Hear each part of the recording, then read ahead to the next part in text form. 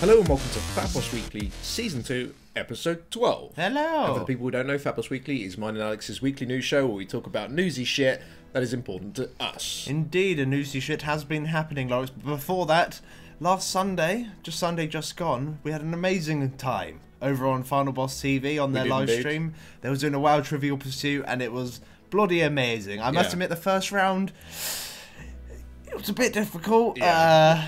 Spoiler alert, me and Alex both lost both rounds. Yeah, but it's really, really good fun. It is very, very fun to watch. The VODs are up on their channel over on FatBoss TV. There's links in the description so you can go check it out. It is very, very fun. And thanks to everyone who did turn up. Yeah, it was excellent. We had so much support. But yeah, even though we didn't win. We tried our best. Sorry. That's the best we can do. But anyway, moving away from that, Diablo III Reaper's Souls is out. What's that? What is that? We haven't talked about this at all on Fatboss Weekly. We haven't talked about Diablo for maybe a very, very on the long YouTube time. channel itself for years. Oh my literally God. years. But it is taking up a huge amount of my time right now. I thought that we could at least talk a little bit about what we think about the expansion.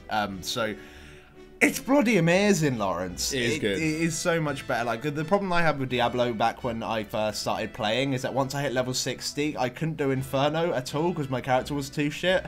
So you had to go back and do the worst difficulties and couldn't get any loot and all that kind of stuff. But it's all changed now. It's just so good. And like the new act is really cool. Even though I thought the last boss wasn't that great. You really liked the last boss, I thought the last boss was excellent. I thought the other two bosses in there were much, much better, but I didn't really like the last boss. I know, the last boss on Torment 3 or whatever we did it on was pretty difficult. Yeah, the thing is I had to take it down quite a lot because like I had like no yeah, but damage. but this was like 6 in the morning for us. So it was a group of 4 players. Yeah, just random people from the guild, by the way. Yeah. And we just couldn't do it, but I refused to lower the torment. We had to do it, so that's why I think I liked it so much, because it was progression rating at 6 AM. Yeah, fair enough. That's pretty aggressive. But I really think the act does bring so much. Like, there's so many cool things in the act. Like, you remember when you're on the ram, smashing into the wall? That's amazing. There's just so many good things about the act. The act itself, maybe, like, if you're going through it, maybe a steady pace, like, your first run through might be about 4 hours or so, so it's not really that long. However, the end game is so much better now with these, with the adventure mode that they brought out. It's so good. It makes it so the farm isn't as farmy, if you know what I mean, because there's always something new to do, and it's basically all a bit every time you make a game, you're given like a daily quest. Yeah, you're given like although a they're bunch... not actually daily, you can just reset them. But you're given certain quests. You go do the quests, and you get a bag as a reward. Inside the bag is either there's loot and then just a bunch of other random shit. And with that random shit, you can then open up a rift and... You just go in there and there's loads and loads of champ packs and all the maps are all modified. You get randomized mobs. It's always different. It's just really, really cool. I think that they've done a really, really nice job. It might just be hype, but right now the end game seems so much better, and it seems that it has some sort of longevity to it. Whereas maybe in a few months' time, it might be like, oh, it's this rift again. Yeah, possibly. I've had this one before, you know. But ultimately, with these type of games, it is kind of difficult for them to do an in-game, but they've definitely taken aspects of the game from other games and sort of made it pretty damn good. I mean, like, they have the random NPC from Torchlight 2, for the people who remember, where you can, you know, you have a chance of getting a really decent legendary or anything like that. Although, saying that, I did maybe buy about 300 to 400 rings. Well, they've been as yellows and blues so far. I actually bought maybe like 20 necks and I got a legendary neck. It was a trash neck, but at least I got it. But yeah, I think it is a lot better. And like for people who haven't checked out Diablo, this new expansion and not too hesitant, if you actually got Diablo 3, get to level 60, try out some new stuff. You're not going to be able to access the adventure mode, but you'll be able to access see how all the loot works and how the difficulty scale works. And I personally feel it's so much better because of it. The new loot system's great because items that drop are actually usually good for you, as in they actually have your primary stats. Yeah, every now and then you'll get a random stats. But yeah, occasionally you'll have a random one. But there's the Mystic, so if your item is shit, at least you can reforge it, so it actually has correct stats. It's just far more player friendly. I mean, even though the whole point of the game is to farm loot, it feels less farmy. Yeah, it feels like I'm actually going towards an end goal. I mean, maybe because I've just started again, but I'm like sticking around Torment 1 or 2 at the moment. I can't really go above that. Whereas before, when I got to level 60, I could go like straight into Torment 3 without that much of an issue. So I don't know. It feels like it feels less RNG. I mean, although obviously legendaries dropping and stuff like that is RNG, but ultimately, if you play the game for 10 hours or something like that, within that 10 hours, you would have like progressed something. Something would have happened, whether it be your new Paragon levels have gone up, yeah, which is also really or good. you've collected items so you can make rifts, or you've got blood shards, or you just getting matched purely for the mystic. You will progress somehow, whereas previously in those 10 hours you needed to RNG an item. Yeah. And that was pretty much how it used to work. Yeah, so I think it's definitely worth checking out. It might be really hype, though. Because at the moment, all I'm doing is, like, log on to WoW to raid. And then it's like, okay, yeah, I'm going to go play Diablo now. Like, our whole guild on our run on Thursday just gone. Everyone was just like, can we do this quick? Because we want to go play Diablo. So, yeah, I think it might just be a bit of hype at the moment. But either way, I'm really, really enjoying it. So, yeah. And that's what's it's definitely worth checking out if you haven't just yet. So moving away from all that nonsense, Lawrence, Diablo 3, God, who plays that for hours upon hours a day? WoW, lots of things have happened in WoW. A very peculiar thing has happened, actually. Something that, like, I was like, why is, what? You know TOT? I do. Throne of Thunder. You know Looking for Raid in Throne of Thunder? Yes. You know Horadon? I do. What they've done, they've nerfed Horadon on TOT Looking for Raid. Now, I know what you might be thinking. Alex, didn't that come out about a year and a half ago? Well, it's actually about a year ago. Yeah, you wouldn't be wrong. You wouldn't be wrong at all. And they've nerfed it now. The last time they did a nerf on it was probably about 7 months ago when patch 5.4 came out. Yeah. Because they nerfed like TOT across the board. Yeah. But like they decided to nerf the ads on Horadon. They said they reduced the health and damage of the Garabashi, Amani, Drakari, and Frakari ads during the Horadon encounter by 20% on Looking for Raid difficulty. Now, what new happened that could maybe lead to this, Lawrence, you think? I just can't think of anything. I don't know, man. Could be all those free level 90s. I don't know. That's just an idea. But all jokes aside, this is a bit troubling that they're actually nerfing, like, they're nerfing things because of the new level 90s. So the thing is, I don't think it's a big deal. I really don't think it's a big deal. The fact that they've chosen Horadon out of all of them is really fucking weird, because if you go to any LFR anyway, no one even kills the ads. Yeah, the ads just sit there. The ads just sit there because everyone's too busy killing the boss while the ads are, you know, hitting healers and stuff. Yeah. But because they do no damage, the healers just tank it. Well, they do 20% less now, so it's like even less. Well, that's maybe why they've done the nerf, is because healers kept dying from aggro. Because the tanks are too busy, like, tanking the boss in the middle of the room, spinning around in the spot. And all the DPS are just, like, DPSing the boss and just, like, picking their nose or whatever. Yeah. I mean, it's Raid Finder. You go there once because you just want to see the content, and then you leave, unless you're there for loot, which is usually unlikely, because you can get better loot in other places now. But the thing is, that's kind of like from maybe our point of view. I know that there are people who play this game and the only raiding that they get to do is Looking for Raid. That's the only thing they get to do. Either they don't have time for flex or anything above, or they just can't work it into their schedule or anything. Looking for Raid is the best thing that they have, right? Which is unfortunate for them, but it's like they're kind of making something that was easily doable for 7 months even more easy, and making things even easier just seems wrong to me. It should still be a little bit difficult, you know? You could go in there with a fresh set of all boosted level 90s and still kill that boss if everyone stopped scratching their ass. Yeah. The problem wasn't the boss. The problem is the new players. Yeah. Well, not the new players. The players on characters they don't even know what they do. Boosted accounts. Yeah, so instead of maybe Blizzard making it so the boss is easier, why not implement a system that makes it so if you're doing fuck all and just sitting there doing like 1k DPS with melee white swings, then you get kicked out the instance. Wouldn't that make more sense instead of making the bosses easier? Make the players actually do something? Yes and no. I see what you're saying, because ultimately that's the reason why they've nerfed it, is because people are going there in their new 90s with no gear, not knowing what the hell they're doing, and probably rightly they don't give a fuck. Yeah. Because they're just trying their character out, and the only place where they can go where they can try the character out, which is considered the most difficult, would be TOT Looking for Raid. First part as well. Yeah. They can't go because they can't go to the last parts. They could go to the Mogashan Vaults Looking for Raid. Yeah, but why would they? They could go TOT and get upgrades. Yeah, get actual better gear. Yeah. So you can see why people are going to TOT. But I don't think the nerf's a bad thing. I mean, obviously the nerf doesn't really affect that many people. Oh, God, no. It's not like a massive deal, but it's more the principle of it, really, for me. Yeah, it's the principle that making the nerf, why we're discussing it. But I don't think it's a big deal. It's just, it's like a bad omen Really. It is. It's like the tide going really far out before a tsunami, Lawrence. It could be there, you know. I'm just a little bit worried. You think they're going to go around and nerf all... Well, yeah, they're just going to do this, like 20% nerf on little heads. It's like next week. 90% nerf on everything. It's like next week there's going to be a post. So it appears that some of the level 90 boosts did actually manage to get in TOT Part 2. They did actually manage to do it. We're going to nerf Tortoise. Now he's just going to stand there. He has no turtles anymore. And those pesky little bats that were in the fight, fuck them. They're not in it anymore. We are kind of going a bit too far, but you know what I mean? It's like, yeah. It's something that I feel that shouldn't have been done on principle, even though the actual effects of the nerf is so minuscule you probably won't even notice. They still did it, and that makes me sad. But realistically, though, how can you introduce some sort of system instead of, like, obviously nerfing the content so you can kick people who aren't performing the best? And the whole point of these new 90s is so that people can try stuff out. Yeah, it's not that, like, I was in a looking for aid to get this footage that you're seeing on screen now, right? And there were people in there literally AFK. That was the problem. Yeah, that is a big problem. So people were just sitting there AFK, and of course you're not going to go through the complicated, annoying system of waiting for you to drop combat, making sure all the loot has been looted and given out, and then waiting for like 30 seconds before you can even start to kick somebody. And sometimes it's even longer than that. Yeah, exactly. The kicking system does take a long time. And you get tanks in there who are in DPS gear. There's loads of different things that, like that maybe isn't the problem. It's just people not participating in it. Because people aren't participating, these bosses are harder to kill. But how do you monitor that, though?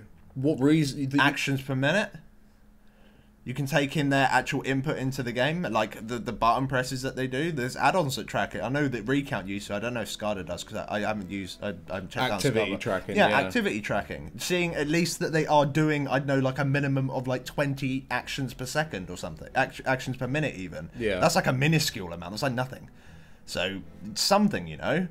That maybe they could do something like that, but yeah, I don't know. Yeah, it's definitely hard to do. It's definitely a problem, but I think nerfing the content's the wrong way of going about it. I kind of agree, but then I kind of don't care because it's TOT looking for aid. Yeah, that too. Yeah, I think if this was Siege of Ulgrimmar, then maybe I'd have a slightly different opinion. but ultimately, I don't really give a shit. Now moving on to other things that people don't give a toss about, Lawrence.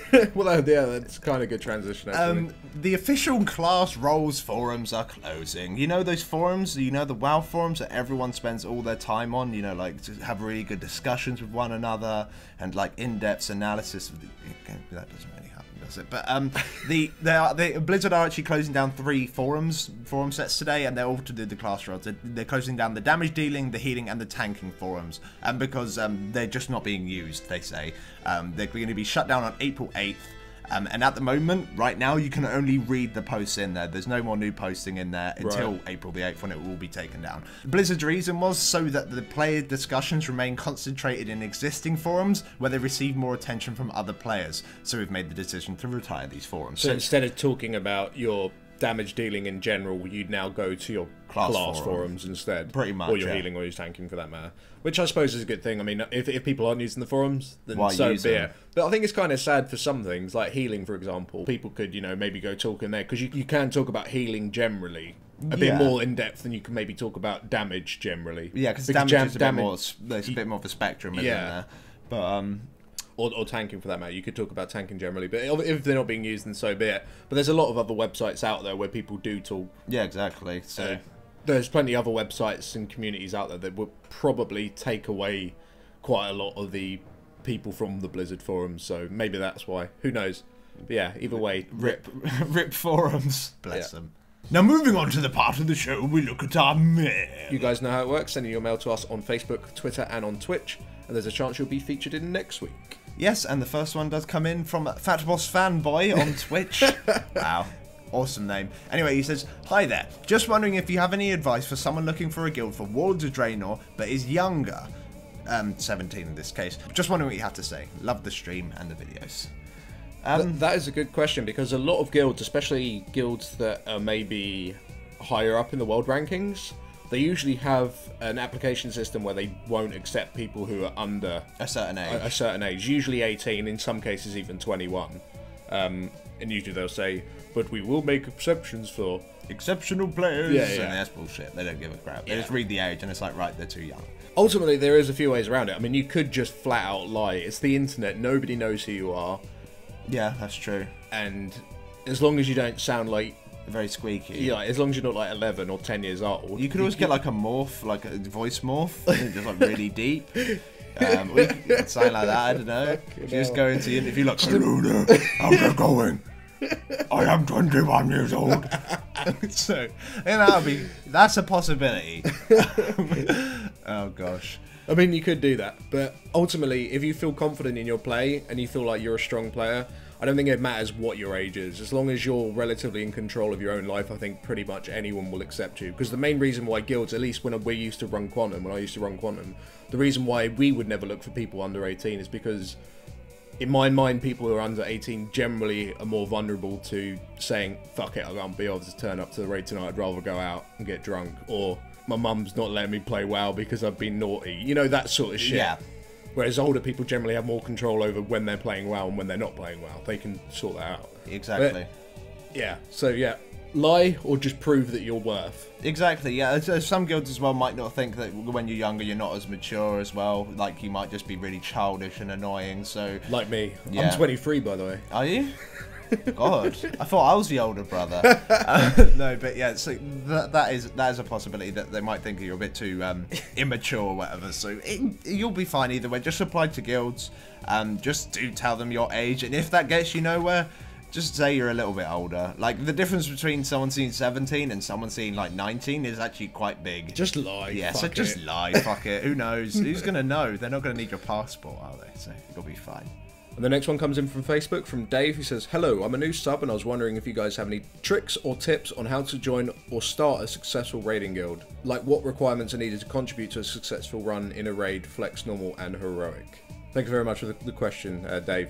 To start off, I mean, going to have to make this quite short because I think we could go on all day about how to run a successful, a successful guild. There's quite a lot of aspects to it. But ultimately, it's just, if you do want to make your own guild, and you want to be the raid leader and do it and everything, you need to make sure that you enjoy it, because it will become a full-time job. Next to, yeah. If it becomes successful, it will become a full-time job, because you need to manage every single... It's all about micromanagement. Yeah. You need to literally make sure he's happy, make sure he's happy. You need to sort out any drama, which always happens. Even if you're playing with friends in real life, you will still get drama. There's always something that happens in WoW that is fucking annoying that you have to deal with. But ultimately, you need to make sure that you're committed to do it, and that the people you decide to do it with are reliable, and that you're enjoying yourselves. If the people you're playing with are reliable, they turn up on time, they do their job, you'll have no problem with that. It's just finding people to do that role is very, very difficult. Yeah, exactly. Like, you might even think, like, as long as they can actually, like, play the game and they have, like, a certain amount of skill, like, it doesn't really matter if their gear's a bit terrible, because you can always gear them up in any other way or anything like that. And you also got to make sure that everyone who joins your guild and, like, you're all part of one guild, you got to make sure you all have the same goal as well. Yeah. Like, because some people might join your guild thinking, oh yeah, we're going to raid 5 days a week and get, like, really high ranks and, you know, go on the heroic. And some people might be there for 1 or 2 days a week and want to just clear the bosses on normal. Maybe that's their end game for them. They just want to do the bosses on normal and leave it there. So you got to make sure everyone's on the same page. That's very, very important. And also recruitment as well. I mean, that's always going to be a problem, and quite a lot of the time, the reason why new guilds do crash and burn is because they don't manage to recruit enough players. And if you don't have a leg to stand on initially, which is you are the boss, you're the guild master, you need to be strong and show that it's worth joining your guild. Yeah. And the best way to show that is by you being experienced, you being good at the game. So before you decide to make a guild, you need to think, right, okay, we want to make a guild, I want to make it normal. Okay, it's probably worth you joining another guild, getting normal experience, clearing the whole of normal, and then leaving and making your own guild and trying to find players who want to do normals. And you can say, right, recruiting, want to do normals, I've already done it, I can raid lead this, you're more than welcome to come along and I'll carry you underneath my wing. Or you could do the same for heroic as well. Yeah. But obviously heroic's slightly different, because you're kind of lowering your pool of players that you'll be able to recruit. But you being good at the game is fundamentally important, and you knowing exactly what goals you have set is fundamentally important as well. Now another question comes in from David, not Dave, it's a different Dave, but this was called David. It's very confusing, guys. But either way, he says, question for Fatboss Weekly. If you could make a perfect 10-man raiding team from the current performance and utility, what would each spec and class be? You say on stream a lot that you think a Disc Priest, a Holy Paladin, and a Druid would be the most effective healing comp, but could you expand this for a full 10-man comp? I thought this was a bit of an interesting question. What would you bring for your perfect 10-man? What would I bring? Yeah, what would you bring? I'd bring... So start with tanks. Let's start with tanks. Okay, so I'd bring a prop paladin, definitely, because of all mastery, because of bops. The damage isn't massively high compared to some of the other tanks, but they have a they're just so good. Like the bops, aura masteries, and self healing is amazing. The other tank, I'd bring either a warrior or a monk. I would agree with you on monk as well. I'm not necessarily warrior because warriors do more damage than monks. Yes, they do. Usually. And feral druids as well that aren't too bad. I'd maybe throw a feral druid in there, but yeah, I'd say monk or warrior. Probably warrior for the banner. Well, monks are really good because of the barrels. That's it. Just so you can kite ads. They're so versatile. They can do a lot of different jobs and stuff like that. So I'd say a monk. They can shield the raid as well, which is kind of nice. But warriors can put demo banner down. They can put crit banner down. Yeah, that's true. That's true. They have abilities that can like one-hit ads on Siege Crafter. Really? Yeah. I don't know. I'm always on the belt, man. I don't know what's going on down there. It just looks like a big I'm going to do that. Fire. I'm going to do Paladin Warrior. I know it doesn't make sense for gear because of shields and everything, and obviously both being plate, but I'm going to do that anyway. Okay. Healers, definitely Disc Paladin, and then the extra healer I'd put either a Resto Druid or a Resto Shaman. Which then can go into Boomkin or Elemental as off-spec. Yeah. Okay. And then as for the DPS, I think I'd have one Rogue. Yep, I'd agree with you. One Rogue's nice to have. One Hunter, because you have to have it for Siege Crafter, pretty much. And then for the last 3 spots, I think I'd probably have 3 Warlocks. Well, for the current tier, you're not that wrong. I mean, I would pick 3 Warlocks unless the Resto Shaman wasn't in the raid, and in which case it'd be 2 Warlocks and a Mage. Okay. Because you need Bloodlust. You need Bloodlust. I don't know if the buffs kind of even out. I don't know. You have got a Hunter in there. Fuck the buffs. You don't need buffs if you got a Warlock. You got all these Warlocks. I don't know, man. There's lots of you could also do this. You could do 2 tanks, 3 healers, and 5 Warlocks. That would work. Well, yeah, if one of the healers was Shaman, I suppose. It would work. Yeah, okay. Well, my perfect comp would be 10 Warlocks. Oh, God. And then, like... 2 tanks, 8 Warlocks. Yeah, go. The tanks will self-heal. Just get them to be Paladins. I don't know. Warlocks have some self-healing mechanics. Yeah, the Health Stones. That'll do. There you go. There you go. It's all you need. As many Warlocks as you can. But yeah, thanks very much, David. But anyway, guys, that's all we got time for this week. Thank you very much for joining us. And of course, we will see you next week. And if you do want to send in any of your questions, make sure you do on Facebook, Twitch, or on our Twitter. All of those links are in the description below. So do send in your questions and your art and all that kind of good stuff. And yeah, we'll see you for next week. Thanks for watching. Thank you.